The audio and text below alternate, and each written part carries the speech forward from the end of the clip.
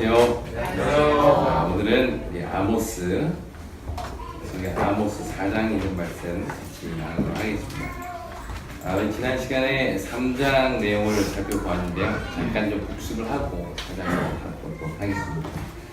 지난번 3장의 내용에서는 이스라엘이 받을 특권과 또 그들에게 임할 죄의 보응에 대해서 이야기를 했습니다. 3장 2절 말씀을 우리 같이 읽겠습니다. 3장 2절 내가 아모스 3장 2절입니다. 같이 읽겠습니다. 시작. 내가 땅의 모든 족속 가운데 너희만 알았나니 그러므로 내가 너희 모든 죄악을 너희에게 보응하리라 하셨나니. 자, 이 말씀 보면 내가 너희만 알았다. 나는 너희밖에 몰랐다라고 이야기를 함으로 이스라엘 백성들이 하나님으로부터 받은 아주 특별한 사랑에 대해서 이야기를 합니다.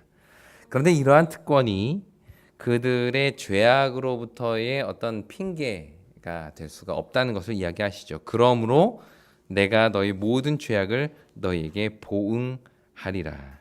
결국 많은 빛을 받고 많은 은혜를 받고 많은 사랑을 받으면 그에 합당한 결과를 하나님께서는 요구하신다는 겁니다.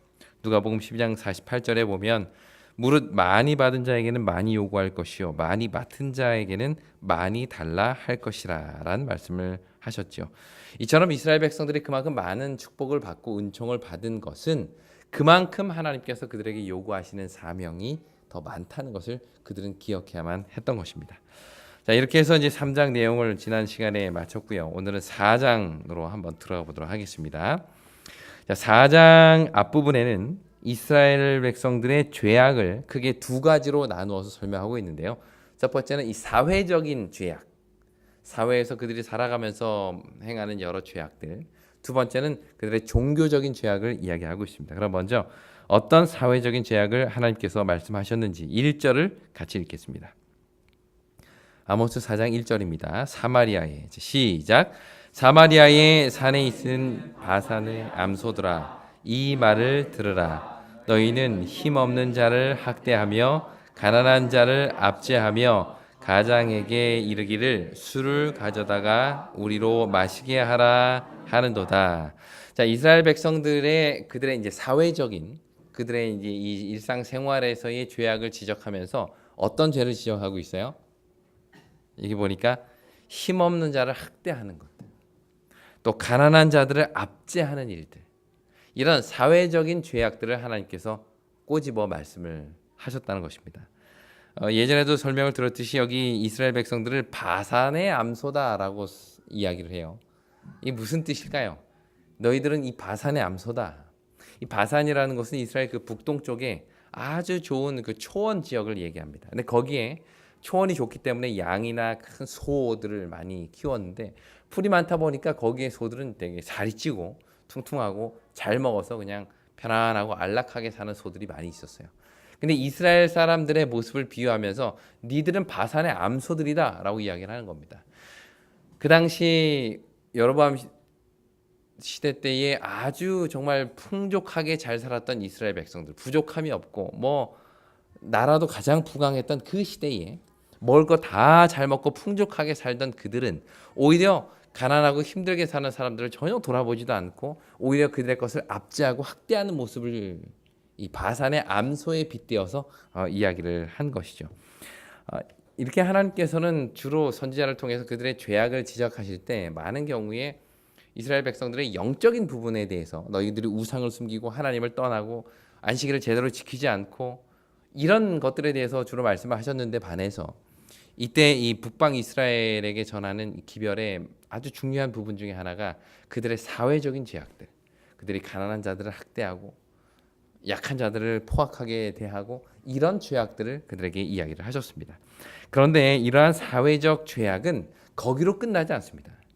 다시 말해서 내가 사회에서 어떤 삶을 사느냐, 어떤 모습으로 살아가느냐는 반드시 뭐와 연결이 되어 있는가 하면 영적인 삶하고도 이게 긴밀하게 연결이 되어 있어요. 그래서 그들의 영적인 죄악을 여기서 이야기하는데요. 4절과 5절을 같이 읽겠습니다. 4절과 5절입니다. 너희는 시작.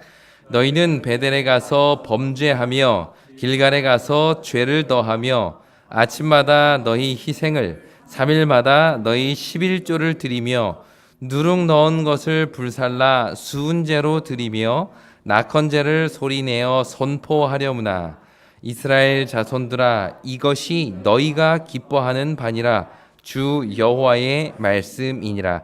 자, 그들의 이제 종교적인 죄악을 이야기를 하는데 그 내용을 보니까 여기 4절 보니까 베델에 가서 범죄하며 길갈에 가서 죄를 더하며 아침마다 너희의 희생을 3일마다 너희의 11조를 드려라 이렇게 이야기를 하고 있어요.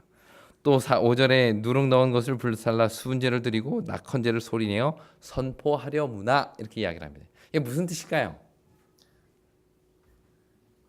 지금 여기 보니까 아침 희생 드리는 거, 11조 드리는 거, 수은제 드리고 낙헌제 드리는 거 이거 다 어떤 행위들이에요? 지극히 올바른 영적인 행위들입니다. 근데 이것을 지금 아모스는 비꼬아서 이야기를 하는 거예요. 니들이 베델에 가서 길갈에 가서 한번 열심히 11조 드리고 제사 드리고 낙헌제 드리고 한번 해봐라 하려무나. 왜 이런 이야기를 하는 걸까요? 여기 베델이라는 곳은 베델이라는 것 생각하면 가장 먼저 떠오르는 사람이 누가 있을까요? 베델.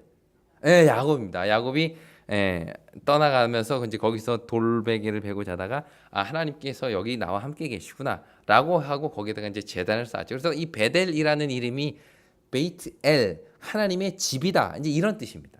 그리고 그가 나중에 갔다가 20년 만에 돌아오다가 형님하고 화해를 하고는 자기가 이제 뭐 다른 그 세겜에서 머물다가 그 어떤 죄를 회개하는 마음으로 다시 돌아왔을 때 거기서도 또 베델에서 단을 쌓은 이야기가 나와요. 베델은 이처럼 이스라엘 백성들에게서 되게 중요한 성지 같은 곳입니다. 또 나오는 길갈이라는 곳은 이 여호수아의 인도로 가나안에 딱 입성했을 때 그들이 처음 도착했던 곳이 길갈이에요. 그래서 그들이 길갈에서 뭘 했는가 하면 모든 남자들은 다 할례를 했습니다. 그리고 그때 유월절을 제사를 지냈어요. 그러니까 이처럼 길갈이라는 곳과 베델이라는 곳은 이스라엘 백성들에게 있어서는 올바른 신앙을 하는 어떤 조상들의 유적지 같은 곳, 아주 귀한 의미가 있는 곳입니다. 그런데 그런 곳이 오히려 이 당시 이스라엘 백성들이 잘못된 신앙을 이끄는 중심 장소가 되었다는 것이에요.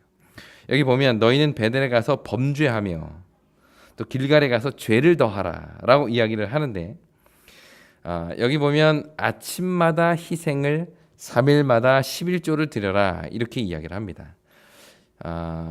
이 당시 이스라엘 백성들은 이런 곳에서 말 그대로 금송아지를 세워놓고 그런 우상 숭배하는 일들을 했어요. 그런데 그렇게 우상 숭배를 하면서도 재미있는 사실은 최소한의 레위기 율법에 정해진 정규적인 예배와 유사한 어떤 형태들을 계속 유지하려고 노력을 하고 있었어요. 그러니까 아무 우상 만들지 말라고 했음에도 불구하고 여로보암은 처음부터 이스라엘 백성들이 자꾸 예루살렘에 가는 걸 막기 위해서 단과 부엘세바와 베델과 이런 곳에다가 산당을 세우고는 거기다가 우상을 세웠습니다. 그리고는 그렇게 우상 숭배만 하는 것이 아니라 이 레위기에 나와 있는 율법대로 많은 일들을 했어요. 그 중에 하나가 바로 아침마다 희생을 지내고 3일마다 11조를 드리고 이런 노력들을 했다는 것입니다. 이게 되게 아이러니입니다. 그러니까 우상 숭배와 하나님의 율법에 합당한 예배가 막 뒤섞여 있는 거예요. 그러니까 이 사람들은 스스로 생각하기를 자기네들의 예배가 자기네들의 신앙생활이 나름대로 말씀에 기초한 예배다. 하나님께서 기뻐 받으실 만한 예배다라는 착각을 거기서 그들이 갖게 되는 것입니다.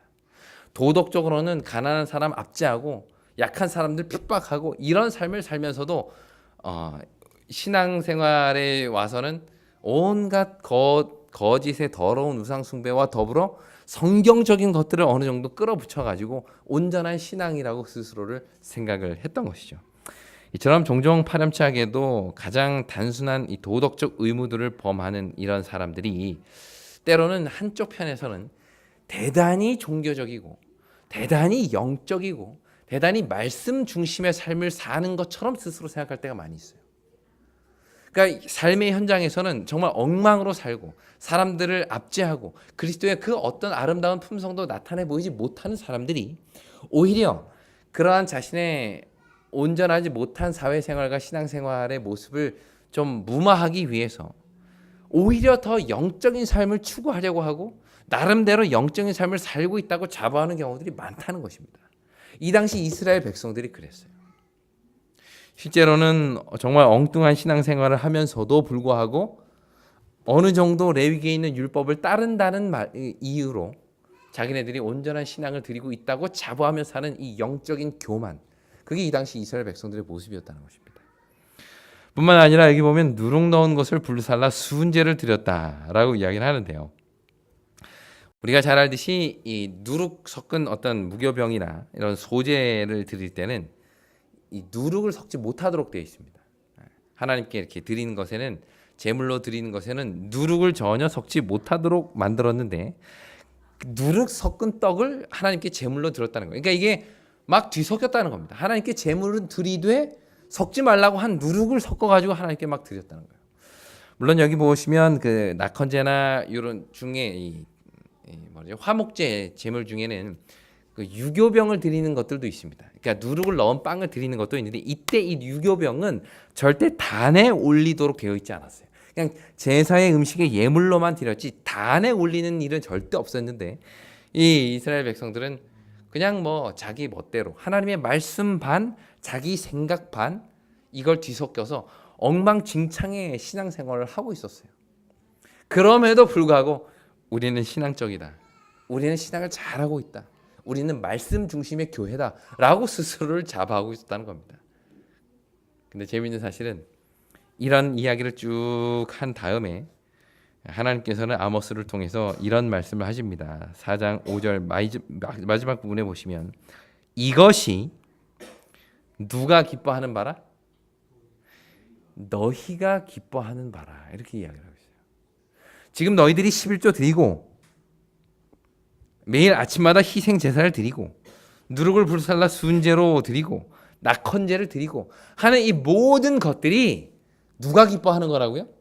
그 니들이 다 기뻐하는 거 아니냐라고 이야기하는 거예요. 이 모든 예배와 신앙이 하나님을 기쁘게 하는 것이 아니라 너희들 마음 위로하기 위해서, 너희들의 마음을 기쁘게 하기 위해서. 아, 나는 이 정도 신앙을 하고 있어. 난 이렇게 온전히 신앙을 하고 있어. 나는 영적인 사람이야 라고 스스로를 자위하기 위한 그런 게 아니냐라고 이야기를 하는 겁니다. 이 말씀을 읽으면서 참 저도 마음에 참 무거움을 많이 느꼈습니다. 저 나름대로 이건 신앙적인 거야. 이건 말씀, 상당히 말씀 중심의 삶이야 라고 생각했던 것들 중에 어떤 부분들은 하나님의 뜻보다는 내가 생각해서 내가 옳다고 생각하고 내가 원하고 내가 바라는 것들이 마치 하나님의 뜻인 양 스스로 생각하고 살고 있었던 것이에요. 근데 이게 마치 온전히 신앙을 잘하고 있는 것처럼 그렇게 자기 스스로를 속이고 하나님을 기쁘게 하는 제사가 아닌 나 자신을 기쁘게 하는 신앙생활을 해왔던 것이죠. 이렇게 자기 만족을 위한 신앙을 하는 이스라엘 백성들에게 하나님께서는 아모스를 보내셔서 니들이 하고 있는 이 모든 것들은 너희들이 기뻐하는 거다. 나에게는 하나도 기쁨이 안 된다 라고 이야기를 하는 겁니다. 만약에 하나님께서 오늘날 우리의 신앙의 모습을 보면서 어떤 말씀을 하실까요?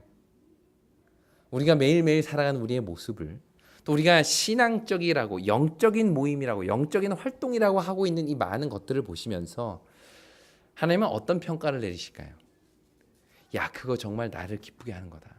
야, 너희들의 그러한 예배와 그러한 헌신을 보니까 내 마음이 너무 기쁘다 라는 평가를 내리실까요? 아니면 그건 너희들의 마음을 기쁘게 하기 위한 거 아니냐 라고 말씀하실까요? 하나님께서 기뻐하시는 제사, 기뻐하시는 신앙, 그것은 무엇일까요? 우리 히브리서 13장에 있는 말씀을 같이 찾아보겠습니다. 히브리서 13장 16절.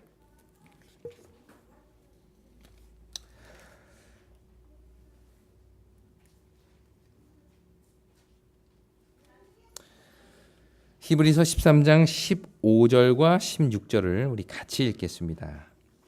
히브리서 13장 15절과 16절입니다. 같이 읽겠습니다. 그러므로 시작. 그러므로 우리는 예수로 말미암아 항상 찬송의 제사를 하나님께 드리자. 이는 그 이름을 증언하는 입술의 열매니라. 오직 선을 행함과 서로 나누어 주기를 잊지 말라. 하나님은 이 같은 제사를 기뻐하시느니라. 하나님께서 정말 기뻐하시는 제사는 정말 선을 행하는 것, 그리고 내가 가진 것을 기쁜 마음으로 나누는 것, 이게 하나님께서 기뻐하시는 제사라는 것입니다.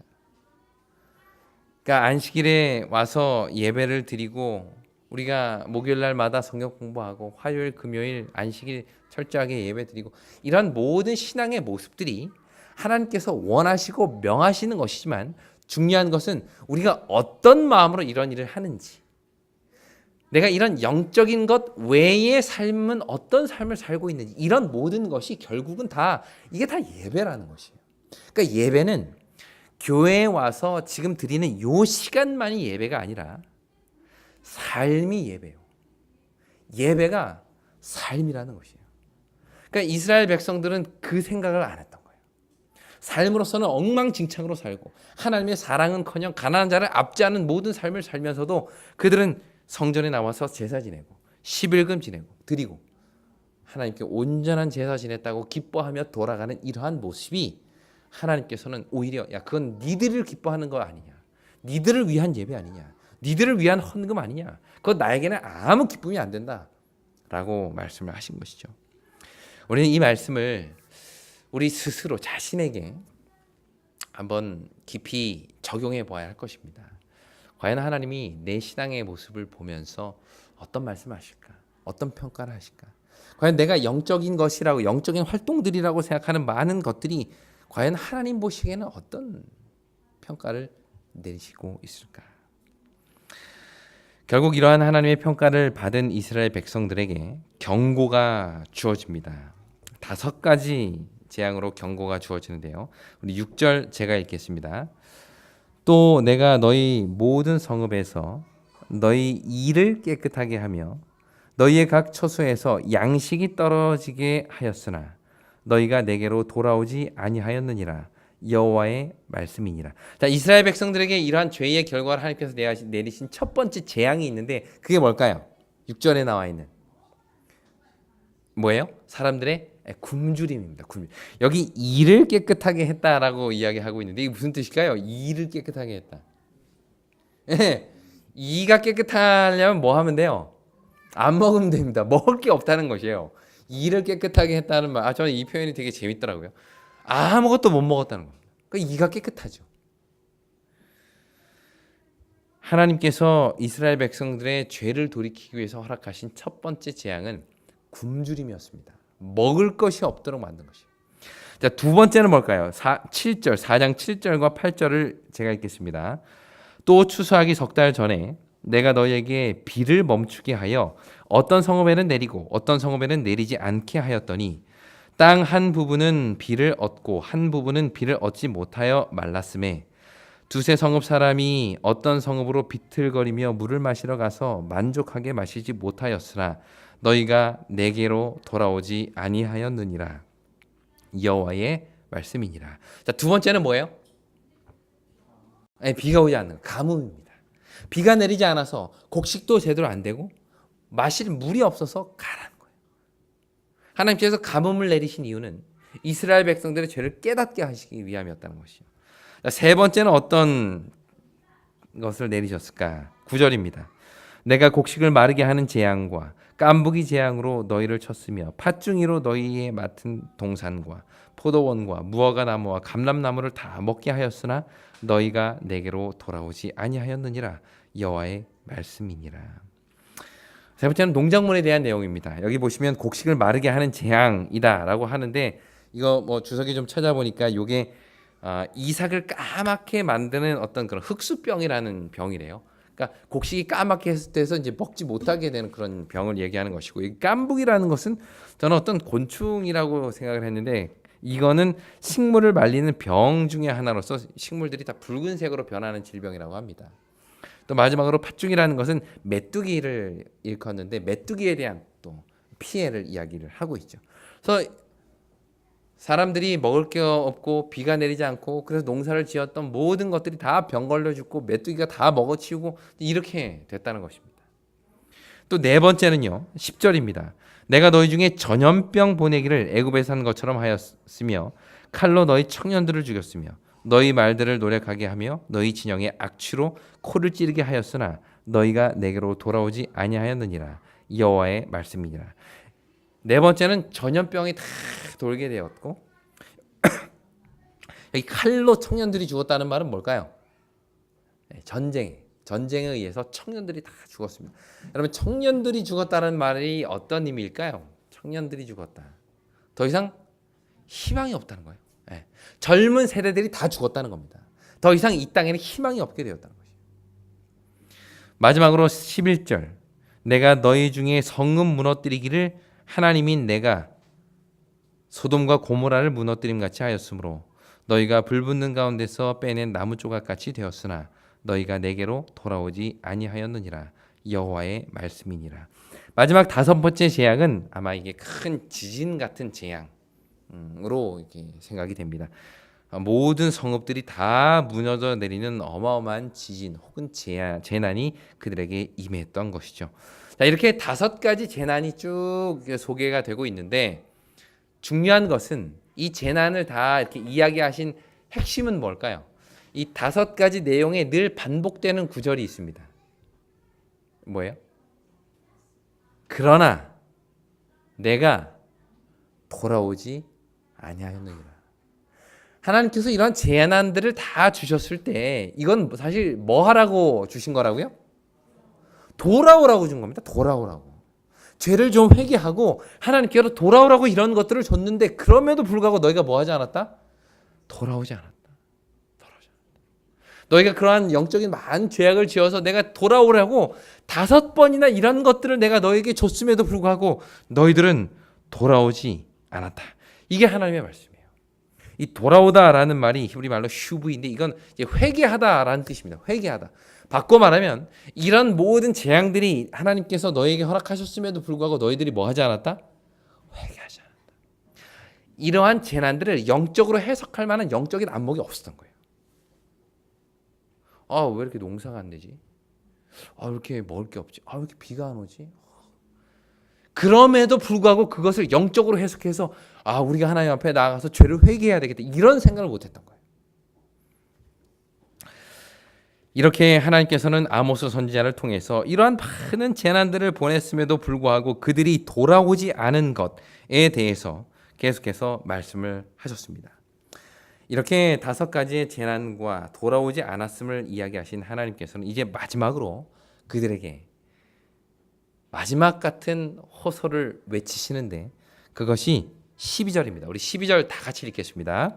그러므로 시작. 그러므로 이스라엘아 내가 이와 같이 내게 행하리라. 내가 이것을 내게 행하리니 이스라엘아 내 하나님 만나기를 준비하라. 우리가 자주 듣던 말씀이죠. 내 하나님 만나기를 준비하라. 옛날 표현에 보면 예비하라 이렇게 되어 있습니다. 이스라엘아 내가 이와 같이 내게 행하리라. 내가 이것을 내게 행하리니. 이 말은 지금까지 나열한 것보다 어찌 보면 더 큰 재난과 재난이 너희에게 임할 것이다 라고 이야기를 하시고 하나님께서 너희에게 이러한 모든 것들을 허락하신 이유는 궁극적으로는 너희가 돌아오게 하기 위함이었다. 그러니까 하나님께서 허락하신 이러한 재난들은 그들을 멸망시키기 위한 것들이 아니었어요.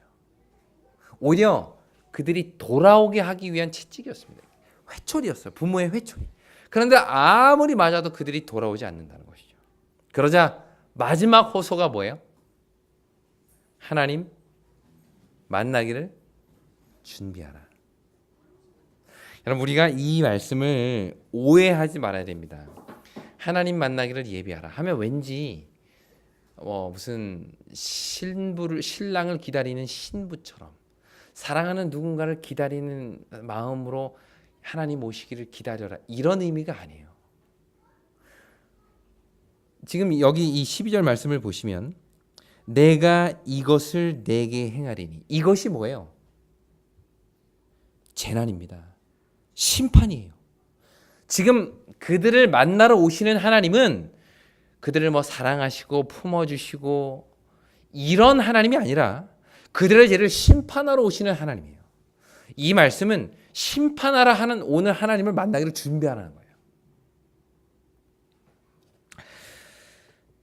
여기 이 만나다라는 단어가 이게 히브리 말로 키아르라는 단어인데 이게 어떤 때에 주로 쓰이는가 하면 적을 만나는 거, 뭔가 대적자를 만나는 표현으로 이렇게 이 표현이 자주 사용이 됩니다. 신명기 2장 32절에 보면 시온이 그의 모든 백성을 거느리고 나와서 우리를 대적하여 야하스에서 싸울 때 이 대적하여라는 단어가 바로 그 단어입니다. 적대적인 만남을 가리키고 있어요. 신명기 3장 1절에도 우리가 돌이켜 바산에서 올라가며 바산 왕 옥이 그의 모든 백성들을 거느리고 와서 우리를 대적하여 할 때 이 대적이 하나님과 만나는 것을 예비하라는 것은 하나님과의 어떤 적대적인 만남을 준비하라는 것이에요. 사무엘상 17장 21절 이스라엘과 블레셋 사람들이 전열을 벌이고 양군이 서로 대치하였더라. 대치했다라는 뜻입니다. 그러니까 너의 하나님 여호와를 만나기를 준비하라 라는 말은 하나님의 심판을 위해서 오시는 그 하나님을 위해 준비하라는 것이에요. 죄인들에게 하나님과의 만남은 심판이고 두려움입니다. 아담과 하와가 죄를 지었을 때에 하나님께서 그들을 찾아오셨죠. 그들에게 외친 첫 번째 외마디가 뭐였어요? 아담아, 네가 어디 있느냐? 근데 그렇게 자기를 찾으러 오시는 하나님을 대하는 죄인의 모습은 뭐였을까요? 자기를 가리고 숨는 것이었습니다. 죄를 지은 자에게 하나님을 만나는 일은 이처럼 두려움이었죠. 그런데 아모스는 바로 그 만남을 준비하라는 이야기를 합니다. 하나님과의 적대적인 만남, 죄로 인해서 하나님과 우리 사이가 벌어진 상태에서 다가오시는 하나님, 그 두려운 하나님, 심판의 하나님을 준비하라는 것이에요. 그렇다면 심판의 하나님을 만나기를 준비하는 준비는 어떤 준비일까요? 이렇게 이스라엘 백성들의 죄에 대해서 끊임없이 지적하시면서 이제 너에게 임한 이 심판을 제발 준비해라 라고 이야기를 할 때 그 준비는 어떤 준비일까요? 그것은 바로 계속해서 하나님께서 이야기하신 회개를 의미합니다. 회개하는 거예요. 이런 재앙, 굶주림의 재앙을 주셨다. 그러나 너희가 돌아오지 않았다. 너희가 회개하지 않았다. 비 내리지 않는 가뭄의 재앙을 주었다. 너희가 돌아오지 않았다. 먹지 못하는 것을 내가 재앙을 주었는데 돌아오지 않았다. 전쟁의 재난을 주었는데 돌아오지 않았다. 이러한 모든 재난을 주었음에도 불구하고 너희가 회개하지 않았다. 그러니 이제 내가 이러한 모든 일을 행하리니 여호와 만나기를 준비하라. 그 준비는 뭐예요? 회개하라는 겁니다. 제발 그 죄에서 돌아서라는 거예요. 하나님의 심판이 이제 막 다가오고 있는데 그 심판이 가까워 왔음을 너희가 알면서도 아무런 준비도 없이 있지 말고 회개하라는 겁니다. 이게 하나님 만나기를 준비하라는 말의 의미예요. 지금 아모스 선지자를 통해서 계속해서 하시는 말씀이 너희가 내게로 돌아오지 아니하였나이다. 너희가 내게로 돌아오지 아니하였느니라. 너희가 회개하지 아니하였느니라 라는 말입니다. 이처럼 하나님께서는 죄인에게 하나님을 만날 수 있는 준비, 그 준비는 오직 하나, 죄를 회개하는 겁니다. 그래서 여러분, 하나님께서 인간의 모습으로 이 땅에 오신 분이 누구예요? 예수님이죠. 그런데 사람들이 예수님을 만나게 하기 위해서 준비시키러 온 사람이 있었어요. 마치 하나님 만나기를 이스라엘 백성들이 예배하게 하기 위해서 누구를 보낸 것처럼요? 아모스를 보낸 것처럼. 그래서 아모스를 통해서 너희가 하나님 만나기를 준비하라. 하나님의 심판이 이제 곧 다가왔다라고 이야기했던 것처럼 예수님께서 이 땅에 오실 때에 예수님 만나기를 준비시키기 위해서 먼저 보냄을 받은 사람이 있습니다. 그게 누구예요? 침례 요한입니다. 근데 여러분, 침례 요한이 외쳤던 기별이 뭘까요? 한 가지 기별. 회개하라. 천국이 가까웠느니라. 이 천국은 누구를 가리켜요? 예수님입니다. 예수님을 통해서 임할 이 땅의 나라를 가리켜요. 그러니까 예수님이 이제 오고 있다. 그러니 뭐 해라? 준비해라. 그 준비가 뭐예요? 회개였습니다. 아모스 선지자를 통해서 이스라엘 백성들에게 끊임없이 외쳤던 기별. 하나님의 심판이 다가오고 있다. 근데 너희들은 스스로 나는 신앙 잘하고 있어. 내 신앙은 아무 문제 없어. 우리는 하나님으로부터 오히려 복받고 있는 걸 이라고 생각을 하는데 그건 오히려 너희들을 기쁘게 하는 생각이다. 하나님 생각은 다르다. 그러니 회개해라. 돌아와라. 하나님 만나기를 준비해라. 어쩌면 이 말씀이 이제 하나님 만날 때가 얼마 남지 않은 것을 우리가 믿고 기다리는 주의 재림을 기다리는 우리에게 주시는 너무나도 중요한 기별이 아닐까요? 아마 마지막 때에 외쳐야 할 기별은 하나님 만나기를 예비하라. 이제 예수의 재림이 이제 거의 다 다가왔는데 너희들은 스스로 생각하기를 나는 신앙 정말 잘하고 있다. 나는 하나님의 말씀대로 살고 있다. 나는 온전하게 하나님의 백성들로 복받고 살고 있다라고 생각을 하는데 그거는 너희들이 기뻐하는 일이다. 정말 너희의 신앙을 돌아봐라. 하나님이 정말 너희의 삶을 받으실 만한지. 이것이 오늘 우리에게 주는 마지막 기별입니다. 어찌 보면 이 아모스의 기별은 주의 재림을 기다리는 오늘 우리 모두에게 주는 아주 중요하고 긴급한 기별임을 우리는 기억해야 할 것입니다. 그리고 오늘 우리에게 주셨던 이 기별처럼 돌아와라, 회개하라, 하나님 만나기를 준비하라 라는 이 아모스의 간절한 호소가 오늘 저와 여러분들에게 주시는 하나님의 호소임을 기억하시고 우리 각자의 신앙의 모습을 다시 한번 돌아보는 시간이 되기를 간절히 바랍니다. 과연 나의 신앙이 온전한 신앙인지, 정말 하나님의 말씀에 기초한 신앙인지, 과연 나는 내 주위에 있는 사람들을 하나님의 사랑으로 대하고 있는지 그것을 돌아보고 하나님께서 기뻐하시는 제사를 드리는 우리 모두가 되기를 바라며 오늘 말씀을 마치겠습니다.